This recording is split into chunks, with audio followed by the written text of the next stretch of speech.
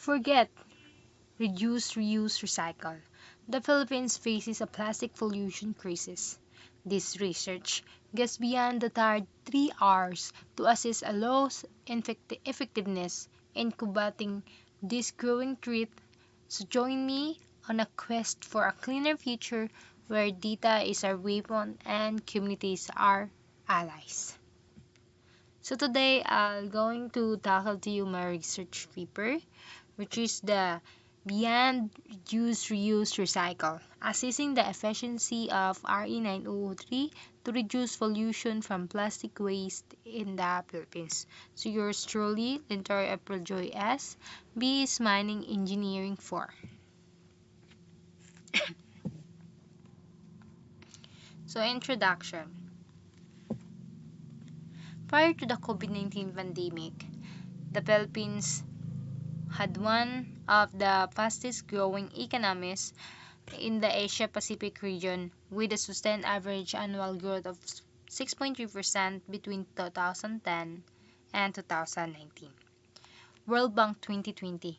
The economic and population growth translated into high material footprint, the amount of natural resources extracted to meet the country's demand, that almost doubled from 198 million tons in 1990 to 364 million tons in 2010. The country now consumes more natural resources than it did 40 years ago and produces more carbon emissions than its biological capacity. Global Footprint Network 2020. This ecological deficit is aggravated by current take, make, dispose practices instead of prepare, reuse, and recycle rather.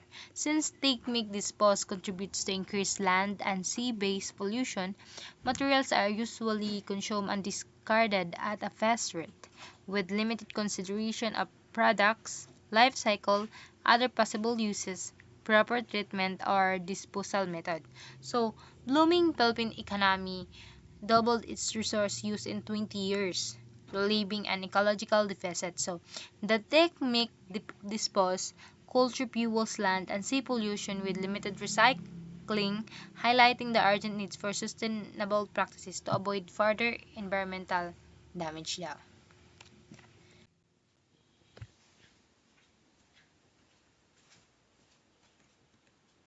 So, let's continue. Take, make, dispose practices apply to and are highly evident in plastic waste management in the Philippines. So available studies indicate that plastic waste makes up over a tenth of recyclable municipal solid waste, which is NSWMC 2019.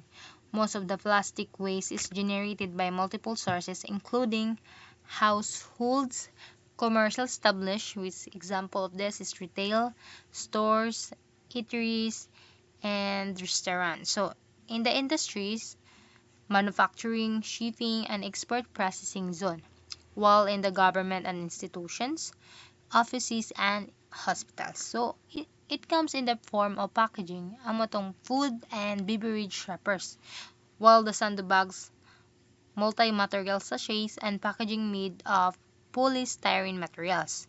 Especially in highly urbanized areas, these types of plastics waste were recovered from the Pasig River in Metro Manila during a service conducted in 2020 to 2021. So, Philippines take make dispose and plastic waste is a bad match daw. So, the Philippines unsustainable take make dispose culture directly fuels its plastic waste problem. So, studies show plastics makes up over 10% daw ng recyclable waste. So, coming from homes, businesses, industries, and even government offices. So, packaging like food wrappers, bags, and sachets dominates especially in urban areas, as seen in Pasig River cleanup. So, this disposable mindset needs urgent change to manage plastic waste effectively.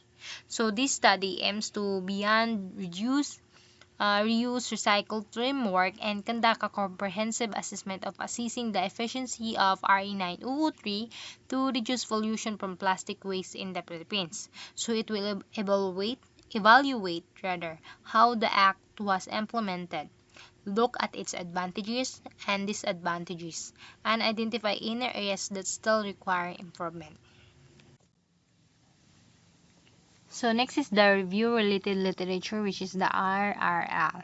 So legal basis. So solid waste should refer to all discarded household commercial waste, non-hazardous institutional and industrial waste, street sweepings, construction debris, agricultural waste, and other non-hazardous, non-toxic solid waste. So solid waste management should refer to the discipline associated with the control of generation, storage, collection, transfer and transport, processing, and disposal of solid waste in a manner that is in accord with the best principles of public health, economics, engineering, conservation, aesthetics, and other environmental consideration, and that is also responsive to public attitude. Ecological solid waste management should refer to the systematic administration of activities which provide for segregation at source, segregated transportation, storage, transfer, processing, treatment, and disposal of solid waste, and all over other waste management activities which do not harm the environment. So, Philippine law defines solid waste broadly, encompassing household discards, commercial waste, and even agricultural debris. So, So, solid waste management is nag-focus sa comprehensive approach na nag-prioritize ng public health, economics, environmental protection throughout the waste life cycle. So, ecological waste management is nag-take it a step further. So, pag-emphasize ng source segregation, environmental friendly transport, and responsible processing and disposal to minimize harm to the environment. So, in short, the law seeks to manage all non-hazardous waste and responsibly with a strong focus on protecting the environment. So next is the related literature review, which is the solid waste management. So in technical note, the term solid waste is used to include all non-liquid waste generated by human activity and a range of solid waste material resulting from the disaster. So to to conclude, in disaster, solid waste goes beyond every trash. So it encompasses everything from food scraps to rubble, mud, and even fallen trees. So while medical and toxic waste need special handling, this note focuses on managing the surge of general waste like food, packaging, emergency supplies, and debris left by the disaster. So quick and effective management is crucial to prevent sanitation and health risk.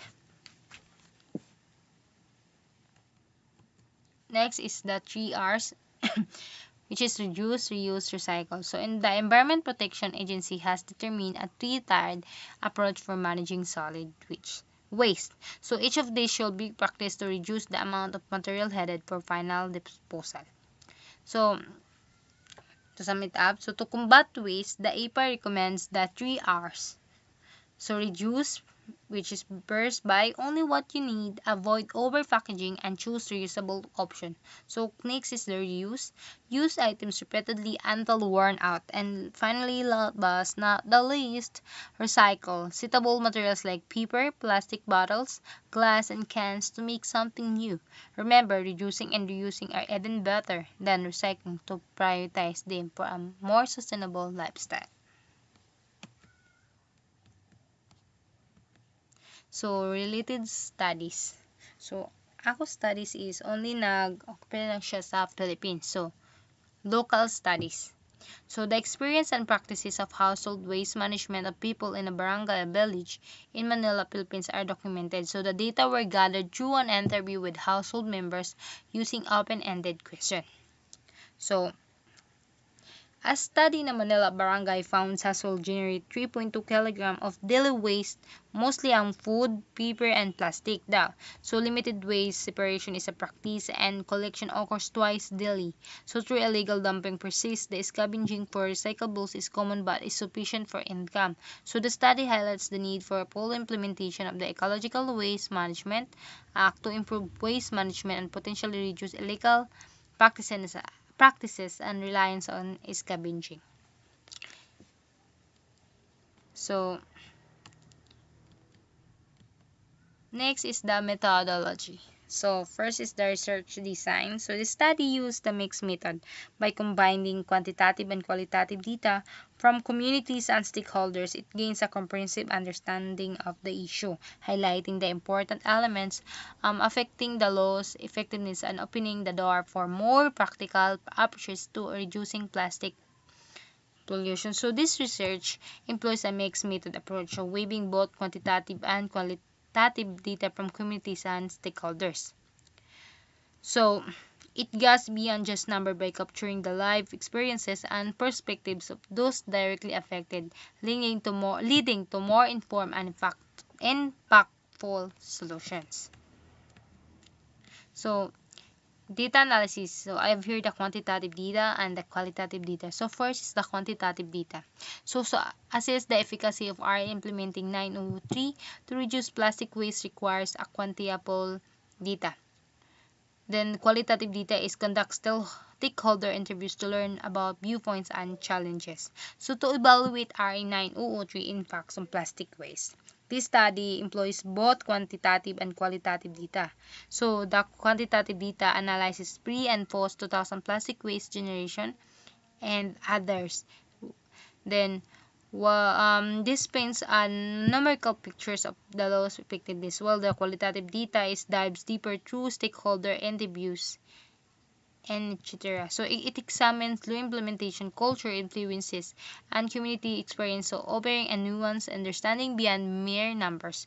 So this combined approach provides a comprehensive view of the law effectiveness and informs strategies for tackling plastic waste in the Philippines.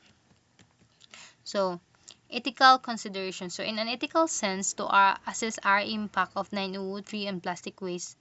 So ethical consideration guide this research on RE 903 impact on plastic waste. So community involvement, cultural sensitivity, and others. So additionally, minimizing environmental impact during research, seeking long-term solution for the Philippines, and ensuring data ownership, transparency, and crucial aspects for responsible and ethical research.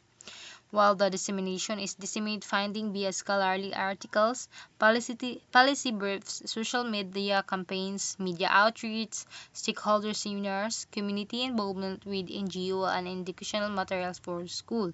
So, to ensure widespread impact, research funding on RE 9003 and plastic waste will be disseminated through diverse channels.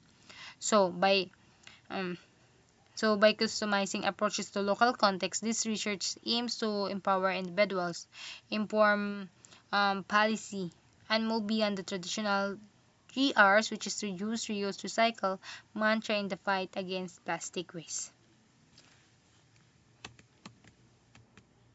So that's all. Thank you, sir. Caritas Christi Argit Nas.